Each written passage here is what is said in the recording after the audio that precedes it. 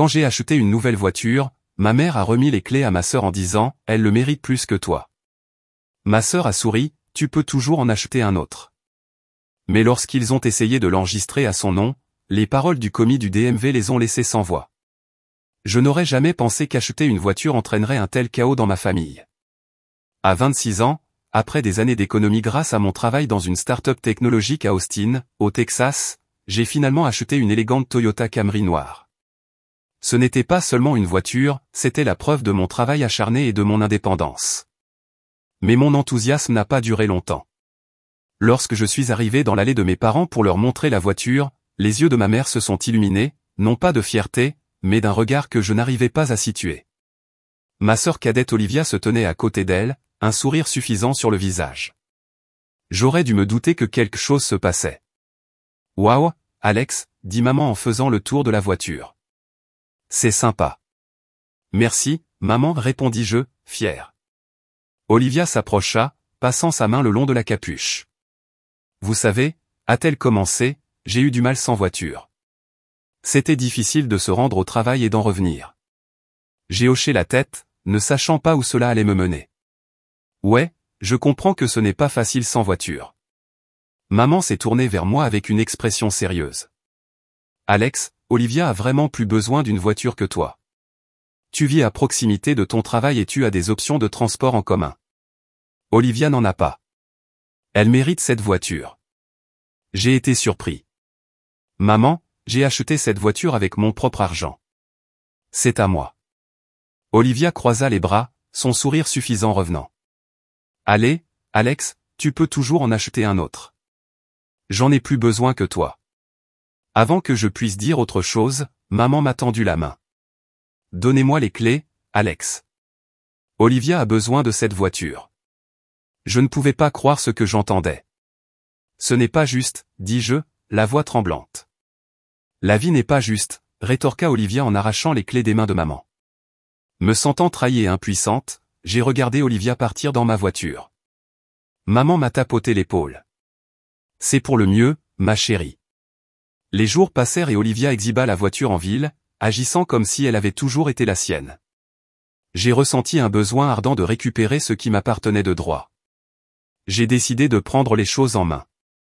J'ai visité le département local des véhicules automobiles, DMV, pour me renseigner sur l'immatriculation de la voiture. L'employé, une femme d'âge moyen aux yeux gentils, m'a écouté expliquer la situation. Alors, la voiture est immatriculée à votre nom, elle a demandé. Oui, confirmai-je. Elle hocha la tête. Au Texas, la personne qui immatricule le véhicule doit également en être propriétaire. Votre sœur ne peut pas immatriculer la voiture à son nom sans votre consentement. Un plan a commencé à se former dans mon esprit. J'ai remercié le greffier et je suis parti avec une détermination renouvelée. Ce soir-là, j'ai confronté Olivia et maman. Nous devons parler de la voiture, dis-je fermement. Olivia roula des yeux. Et maintenant, Alex? La voiture m'appartient légalement, ai-je déclaré. Vous ne pouvez pas l'enregistrer à votre nom sans ma permission. Maman s'est moquée. Nous verrons cela. Le lendemain, maman et Olivia se sont rendues au DMV, avec l'intention de transférer le titre de propriété de la voiture. Je les ai suivis discrètement, voulant être témoin de leur réaction. Au DMV, le même employé les a accueillis. Maman a expliqué leur intention de transférer le titre de propriété de la voiture à Olivia. L'employé vérifia le système et fronça les sourcils. Je suis désolé, mais la voiture est immatriculée au nom d'Alex. Sans son consentement, nous ne pouvons pas transférer le titre. Le visage d'Olivia est devenu rouge. Mais c'est ma voiture, s'exclama-t-elle. L'employé secoua la tête. Légalement, ce n'est pas le cas. Vous aurez besoin de l'approbation d'Alex. Maman et Olivia ont quitté le DMV, furieuses. Je les ai approchées dehors. Je te l'avais dit, dis-je calmement. Maman m'a regardé. Ce n'est pas fini. Mais c'était le cas. J'avais la loi de mon côté. J'ai lancé un ultimatum à Olivia, restituer la voiture ou faire face à des conséquences juridiques. À contre-cœur, elle a remis les clés. À partir de ce jour, j'ai maintenu des limites claires avec ma famille. J'ai appris l'importance de me défendre, même contre mes proches. La voiture est restée un symbole de mon indépendance, un rappel que j'avais la force de revendiquer ce qui m'appartenait de droit. Une semaine après avoir récupéré ma voiture, la situation à la maison a empiré. Olivia a complètement arrêté de me parler. Elle est passée devant moi comme si je n'existais pas. Je pensais qu'elle finirait par s'en remettre, mais elle ne l'a pas fait. Maman, par contre, a eu froid. Elle ne me regarderait pas dans les yeux. Elle a commencé à laisser des messages passifs-agressifs dans la maison, des trucs comme certaines personnes ne savent pas partager ou la cupidité est un trait laid. Elle a même laissé un post-it sur le réfrigérateur qui disait simplement « Égociote » en majuscule. J'ai essayé de l'ignorer, mais cela m'a épuisé. Un soir, je suis rentré tard du travail et j'ai remarqué que la lumière du garage était allumée. Je suis entré et je me suis figé. Ma Camry noire avait une égratignure géante sur la portière du côté conducteur, comme si quelqu'un avait délibérément fait glisser une clé ou un objet pointu dessus. Ce n'était pas une erreur de stationnement, c'était personnel. J'ai fait irruption à l'intérieur et j'ai demandé « Qui a égratigné ma voiture ?» Maman m'a juste regardé et a haussé les épaules. « Vous l'avez probablement fait vous-même. Vous êtes négligent. » Olivia était assise sur le canapé, parcourant son téléphone. Elle n'a même pas levé les yeux. C'est peut-être du karma. J'ai senti quelque chose se briser en moi, mais je n'ai pas crié. Je n'ai pas crié. Je suis juste retourné dans ma chambre, j'ai fermé la porte et j'ai commencé à tout documenter, des photos de la voiture, des captures d'écran de texte, des dates, des heures, des conversations. Je ne savais pas où cela nous menait, mais je voulais être prêt. Puis le prochain rebondissement est arrivé. Environ 3 jours plus tard, j'ai reçu un appel de ma compagnie d'assurance. Ils m'ont demandé si j'avais eu un accident récemment. J'ai dit non. Ils ont déclaré avoir reçu une demande d'indemnisation. Apparemment, quelqu'un avait tenté de déposer un rapport à mon nom, affirmant que la Camry était impliquée dans un délit de fuite. Mon estomac s'est effondré. Je leur ai demandé qui l'avait déposé. Ils m'ont donné le nom, Olivia. Je ne pouvais pas y croire. Elle avait en fait essayé de prétendre que ma voiture avait heurté quelqu'un pour pouvoir, me la faire reprendre? J'ai raccroché et je me suis immédiatement rendu au poste de police local. J'ai tout expliqué, comment la voiture était à moi, comment elle était immatriculée à mon nom, comment ma sœur avait essayé de me la prendre, et maintenant elle essayait de me causer des ennuis juridiques. L'agent au bureau a demandé, « Avez-vous une preuve ?» Oui, dis-je. J'ai tout. J'ai remis les imprimés, le titre de propriété, les documents d'assurance, les photos de l'éraflure, voire le journal des appels d'assurance. L'officier soupira et hocha la tête. Vous êtes intelligent pour tenir des registres. Peu de gens le font. Ils ont ouvert un dossier. Je ne voulais pas encore porter plainte, mais j'avais besoin de quelque chose d'officiel dans le dossier. Quand je suis rentré à la maison ce soir-là, maman et Olivia attendaient toutes les deux dans le salon. Maman s'est levée. Alors maintenant tu vas à la police pour ta propre famille. Je la regardais calmement. Je me protège. Vous déchirez cette famille, elle a crié. Non, dis-je. Tu as fait ça au moment où tu lui as donné les clés de quelque chose qui n'était pas le sien. Le visage d'Olivia était rouge de rage. Elle jeta un oreiller contre le mur et monta en trombe à l'étage. Maman s'est assise et a enfoui son visage dans ses mains. Après cela, les choses sont devenues calmes pendant un moment. Puis les lettres ont commencé à arriver. Un jour, j'ai trouvé une enveloppe sur le pare-brise de ma voiture. Pas de cachet, pas d'adresse de retour. À l'intérieur se trouvait une photo de la Camry garée dans mon bureau.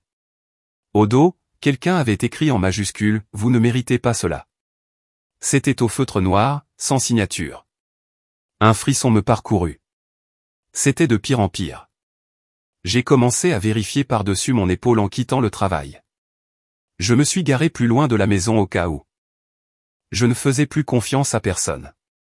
Quelques nuits plus tard, j'ai de nouveau surpris Olivia dehors, près de ma voiture. Elle avait quelque chose dans la main, cela ressemblait à un rocher. J'ai allumé la lumière du porche et elle s'est figée. « Que fais-tu » j'ai demandé. Elle n'a pas répondu. « Lâchez-le. » Elle le laissa tomber sur l'herbe et entra sans dire un mot. Je savais que je devais faire quelque chose de plus grand, quelque chose qui arrêterait cela pour de bon. Mais je n'étais pas encore sûr de ce que c'était, alors j'ai attendu et planifié. L'expression se durcit. Vous ne pouvez rien prouver de tout cela, a-t-il déclaré. Je me penchai en arrière, gardant mon visage neutre. Je n'en ai pas besoin, répondis-je. Bouclier Sentinelle avait tout documenté depuis des mois, chaque accès non autorisé, chaque fichier copié, chaque document modifié. Tout cela était soigneusement compilé dans les rapports générés, complets avec des eurodatages, des journaux d'accès et des frappes enregistrées. Le silence qui suivit fut profond. Brendan me regarda, la colère dans ses yeux cédant lentement la place à quelque chose de plus calculateur.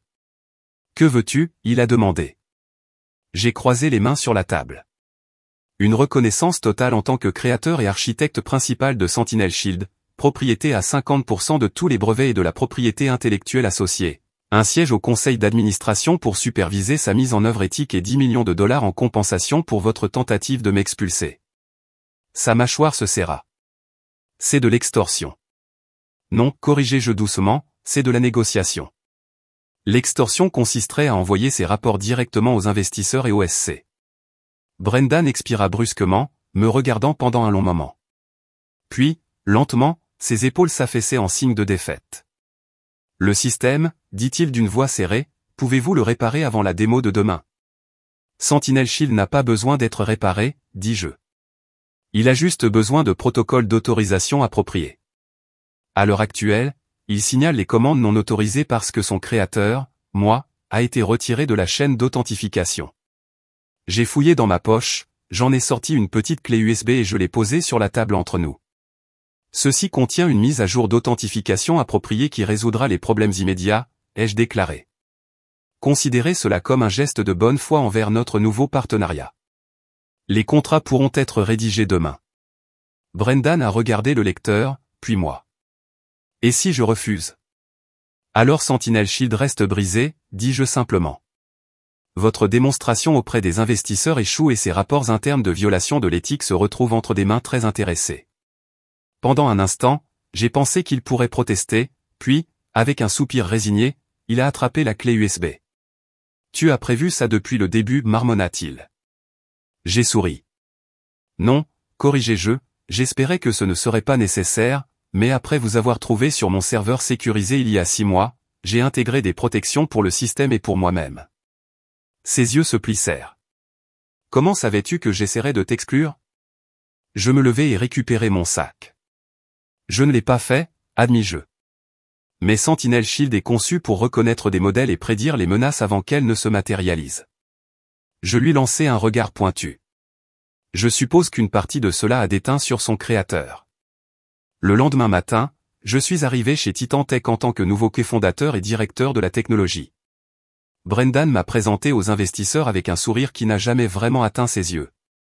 La démo s'est déroulée sans problème. Bouclier Sentinelle neutralisait chaque attaque simulée lancée contre lui avec une précision élégante. Un investisseur, visiblement impressionné, s'est tourné vers Brendan avec une question brûlante. Un système incroyable. Qu'est-ce qui a inspiré son développement? Brendan a hésité juste assez longtemps pour que je puisse profiter du moment. Puis, avec une réticence à peine dissimulée, il répondit, c'était en fait une idée originale de Maya. Sa vision depuis le début. Titan Tech a simplement fourni l'environnement nécessaire à l'épanouissement de cette vision. J'ai souri, abordant des questions techniques pendant que je parlais. Mon téléphone a vibré avec une notification, authentification Sentinel Shield restaurée, menace neutralisée, intégrité du système restaurée, protection des créateurs active. L'IA apprenait plus vite que je ne l'avais prévu. Elle avait reconnu une menace, l'avait neutralisée et sauvegardé son avenir, comme prévu. 3 mois plus tard, Bouclier Sentinelle a connu sa première mise en œuvre commerciale, empêchant une cyberattaque majeure sur un réseau bancaire mondial. L'incident, qui aurait pu entraîner des dommages estimés à 340 millions de dollars, s'est plutôt solidifié. Bouclier Sentinelle comme la référence en matière de cybersécurité. Brendan et moi avons entretenu une relation professionnelle. Il s'est concentré sur le développement des affaires, où ses compétences étaient véritablement précieuses. J'ai dirigé l'innovation technique, où mon expertise était irremplaçable. Nous n'étions pas amis et nous ne le serons jamais, mais nous avions atteint un équilibre qui fonctionnait. Parfois, je me demandais si j'aurais pu gérer les choses différemment, intenter une action en justice, me battre devant les tribunaux. Mais en fin de compte, j'avais construit quelque chose de trop puissant pour être volé, et je m'étais assuré que personne, pas même Brandon Holt, ne le contrôlerait jamais sans moi. La tentative de trahison de Brandon a révélé quelque chose de bien plus important que la simple cupidité des entreprises, la technologie est aussi éthique que les personnes qui la contrôlent. Cette prise de conscience est devenue le fondement de la façon dont nous déployons maintenant Bouclier Sentinelle. Chaque mise en œuvre comprend de solides garde-fous éthiques et des protocoles de transparence pour éviter toute utilisation abusive. Le système ne protège pas seulement les réseaux, il se protège et protège ses utilisateurs contre toute exploitation. La semaine dernière, alors que nous célébrions Bouclier Sentinelle après une introduction en bourse réussie, valorisant l'entreprise à 4 milliards de dollars, un jeune développeur m'a approché lors de l'événement. Quel est le secret pour construire quelque chose d'aussi révolutionnaire ? Demanda-t-elle, les yeux remplis d'ambition. J'ai souri. Ce n'est pas une question de code, lui ai-je dit. Il s'agit de comprendre que les plus grandes menaces à la sécurité proviennent souvent de là où on les attend le moins. Le véritable défi n'était pas seulement de créer une technologie, il s'agissait également de s'assurer qu'elle puisse s'adapter, évoluer et se défendre sans compromettre son intégrité fondamentale. J'ai dit, construisez des systèmes capables de reconnaître les menaces, de s'y adapter et de les neutraliser tout en préservant leur fondement éthique. Le développeur hocha la tête pensivement. J'ai jeté un coup d'œil à mon téléphone, où une notification silencieuse de Bouclier Sentinelle apparut, intégrité du système sécurisé, menaces neutralisées, protections actives. Exactement comme il a été conçu pour le faire. Tout comme son créateur avait appris à le faire. Je veux avoir de vos nouvelles. Après tout ce que j'ai vécu, après avoir été trahi, sous-estimé et presque effacé de ma propre création, je suis ressorti de l'autre côté plus fort, plus intelligent et maître de mon propre avenir. Mais je ne l'ai pas fait seul. J'avais mon expérience, mes instincts et, surtout, la conviction de défendre ce qui m'appartenait. Alors dis-moi, qu'aurais-tu fait à ma place? Auriez-vous riposté légalement, poursuivi l'entreprise en justice ou vous êtes-vous éloigné et avez-vous recommencé? Pensez-vous que j'ai fait le bon choix en renversant la situation sur Brandon et en obtenant ma place chez Titan Tech? Laissez un commentaire. Je veux entendre vos réflexions, vos conseils et même vos propres expériences en matière de trahison au travail et de défense de vous-même. Mais plus que cela, je veux que vous retiriez quelque chose de précieux de cette histoire. S'il y a une leçon que j'ai apprise, c'est celle-ci, vous devez protéger ce que vous construisez. Qu'il s'agisse de votre carrière, de vos idées ou de vos limites personnelles, vous êtes votre première ligne de défense. Ne présumez jamais que les autres agiront de bonne foi simplement parce que vous le faites. Préparez-vous au pire, mais positionnez-vous pour le meilleur. Pensez à votre propre vie. Y a-t-il des endroits où vous devez fixer des limites, exiger la reconnaissance ou protéger votre travail? C'est peut-être dans votre travail, une relation personnelle ou même un projet dans lequel vous avez consacré tout votre cœur. Quoi qu'il en soit, ne laissez pas quelqu'un d'autre s'attribuer le mérite de ce que vous avez construit. Alors voici mon défi, défendez-vous. Partagez vos réflexions, laissez un commentaire et entamons une conversation sur la protection de ce qui nous appartient.